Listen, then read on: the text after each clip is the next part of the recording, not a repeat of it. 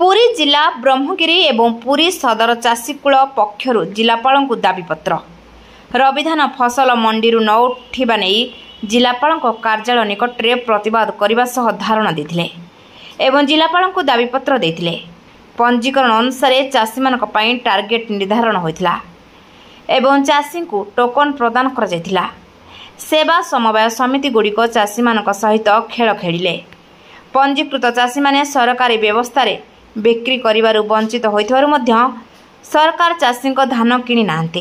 ब्रह्मगिरी हजार हजार चाषी धान मंडी रे पड़ी रहिथिबारु चाषी माने हताश होई बसी रहिसंती। चाषी दाबी गुड़ी को जिलापाल सरकार निकट रे पहुंचाइबे बोली प्रतिश्रुति प्रदान करिसंती।